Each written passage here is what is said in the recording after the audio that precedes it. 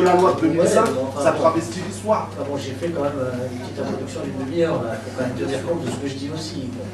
Donc, si vous intervenez en disant, grosso modo, il n'y a rien qui se fait, on travestit l'histoire, la France, il ne se passe rien, etc., il faut quand même relativiser. Je dis la proposition de 2005, la proposition de loi. J'ai été le premier historien français à faire la pétition contre la loi. Je ne sais pas si vous le savez, ça. Si, je sais. Bon, bien. Donc, il faut quand même essayer d'avancer. Parce que si vous êtes tout le temps sur il ne se passe rien, les manuels scolaires, il n'y a rien, etc., c'est pas vrai.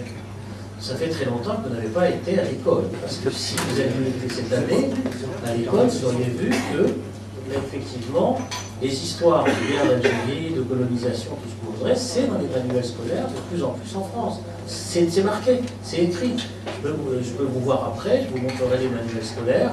On ne peut pas faire comme s'il ne se passait jamais rien et qu'on était toujours en 1962. En 65, c'est pas possible, parce qu'il y a des travaux qui ont été faits, il y a des déclarations qui ont été faites, il y a des films qui ont été produits, il y a des documentaires qui ont été tournés, il y a une bataille qui a été menée en France notamment, mais aussi en Algérie par les historiens algériens. On ne peut pas faire comme si rien ne se passait jamais. Vous voyez, c'est pas possible. C'est-à-dire que si vous dites par exemple, le discours de François Hollande, c'est le même que celui de Nicolas Sarkozy, qui est le même que celui de Jacques Chirac, qui est le même que celui de je ne sais pas quoi, vous ne pouvez pas avancer. Il faut au contraire prendre appui sur ce qui est fait et dire maintenant, on a fait ceci, comment on fait maintenant pour avancer vers autre chose. Un exemple. Dans le discours, il y a pour la première fois un chef d'État en exercice qui dit qu'il y a eu 132 ans de colonisation française. C'est la première fois. C'est écrit noir sur blanc. Vous ne pouvez pas dire il ne s'est rien passé. Un chef d'État français en exercice dit la France a colonisé pendant 132 ans l'Algérie, le peuple algérien a eu et à souffrir de cette colonisation, et je comprends les souffrances du peuple algérien. Vous ne trouvez rien, ça n'a jamais été prononcé par un chef d'État avant. Donc il faut commencer par s'appuyer sur cette déclaration et pour dire, maintenant, regardons concrètement ce qui s'est passé dans ces souffrances. C'est-à-dire il y a eu des massacres en telle année, il y a eu telle déportation de population en telle année. C'est-à-dire qu'il faut prendre appui. Mais ne pas dire il ne se passe jamais rien. Parce que si vous dites qu'il ne se passe jamais rien, on va vous dire non. Il se passe des choses. Vous voyez, vous comprenez mon état d'esprit. C'est-à-dire, moi j'essaye depuis maintenant 40 ans environ, je disais tout à l'heure, ça fait bien 35 ans à peu près, que ce que j'essaie de faire, c'est d'essayer de divulguer progressivement les vérités pour les deux rives de la Méditerranée. Pas simplement en France. Hein. Moi, mon premier travail, en 1978, c'était une biographie de Messalie. En Algérie, vous n'imaginez pas la stupeur. En 1978, quand j'ai sorti la biographie de Messalie. Hein, ceux qui sont algériens, qui sont ici, qui connaissent, savent à quel point ça a été une stupéfaction. Parce que Messalie, je ne sais pas si vous le savez, il était considéré quand même à l'époque comme un traître au nationalisme, comme un agent de police, enfin, tout ce qu'on voudra, etc. Aujourd'hui, l'aéroport de Tlemcen, où a atterri l'avion du président de la République française, porte pour nom l'aéroport Messalie. Donc, ça veut dire que l'histoire progresse. C'est-à-dire que vous avez l'aéroport Boudiaf, l'aéroport Krimbelkasem, l'aéroport Apanamna. J'ai fait exprès de citer tous ces noms-là, parce que tous ces noms-là étaient des personnages qui avaient été mis à l'écart du discours officiel algérien pendant 20 ans, 30 ans, etc.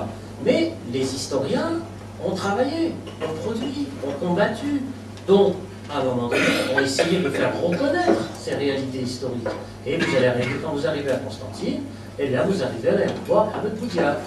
Ce qui, en 1985, par exemple, était totalement impensable. Je veux dire, ça n'existait même pas dans les manuels scolaires algériens, Boudiaf. Bon. Ou l'aéroport Krimbelkasem. C'était incroyable. Hein, bon.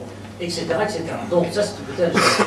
Du côté français, lorsque vous avez un ambassadeur de France en 2005, la même année que la loi du 23 février, qui dit que la France reconnaît les massacres de Sétif et Guelma, eh bien, à mon avis, il faudrait dire comment ça se fait que d'un côté la France reconnaît les massacres de Sétif et de l'autre côté elle vote une loi du 23 février 2005.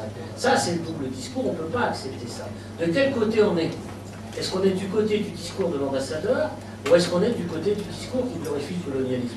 Là, vous avez une façon de procéder qui permet d'avancer de manière positive, par les mises en contradiction, et non pas par des dénonciations perpétuelles. Bon, c'est très politique, hein. là, c'est un vieux truc politique. Hein. C'est-à-dire comment on peut effectivement, en se saisissant des contradictions de l'autre, pouvoir faire avancer une cause, et non pas être dans la dénonciation idéologique abstraite. Parce que dans la dénonciation idéologique abstraite, ça, je connais mon vieux camarade Gérard qui va sourire à l'évocation de ces fortes paroles, eh bien, dans la dénonciation idéologique abstraite, vous ne pouvez pas être entendu. Parce que vous êtes effectivement loin de la réalité politique. La réalité politique, c'est effectivement que la même année, vous avez la loi du 23 février, la déclaration de Hubert Colomb-Berdière à Sétif, hein, sur les massacres de Sétif, et les émeutes de banlieue en décembre 2005, c'est-à-dire de ceux qui disent, on ne peut pas accepter de vivre dans une situation où nous ne sommes pas reconnus et respectés. Eh bien, il y a un lien entre ces trois éléments. Il y a un lien politique, il y a un lien idéologique, il y a un lien mémoriel, bien entendu. Et là, il faut savoir nouer les trois événements et de dire maintenant comment on fait pour avancer.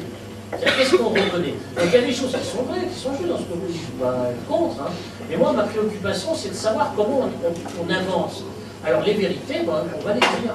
Le 17 octobre 61, c'est une vérité qui a été dite, qui n'avait jamais été dite avant par un chef d'État, encore une fois en exercice. Ce n'est pas un ministre quelconque, c'est un chef d'État qui dit qu'il y a eu le 17 octobre 1961 un massacre qui a été commis. Ça n'avait jamais été dit par un chef d'État. Il faut bien mesurer.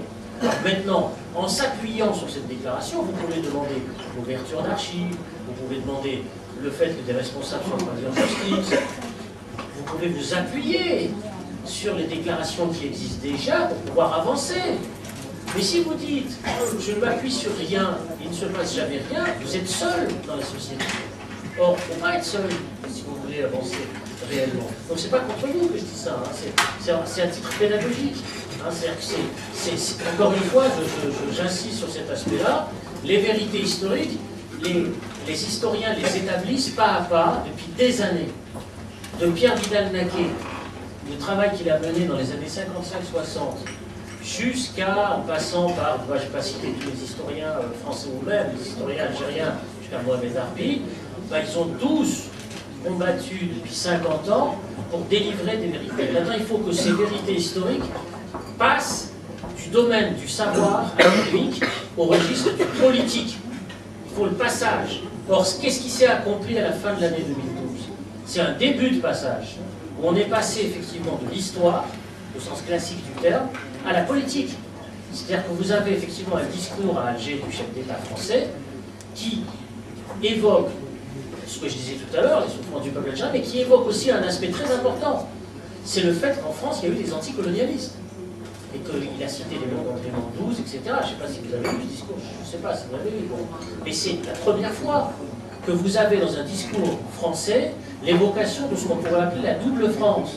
C'est-à-dire de cette France qui colonise, mais aussi de cette France qui combat et qui refuse le système colonial. Et on prend appui sur ceux qui refusent.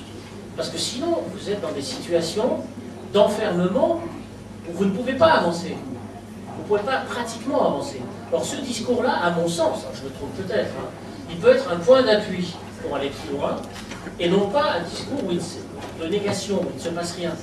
Sinon, encore une fois, tout est égal à tout. Et là, on ne peut pas avancer. Vous voyez, c'est ça mon point de vue. J'essaie tout simplement de très réformiste. Très réformiste. C'est-à-dire qu'on joue sur les contradictions, etc. Mais la dénonciation révolutionnaire des méfaits du colonialisme, je suis d'accord, mais s'il n'y a pas de traduction sur le plan de la sphère politique, ça n'avance pas.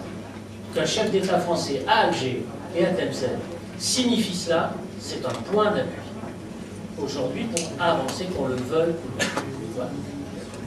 Bien. On le disait tout à l'heure, Benjamin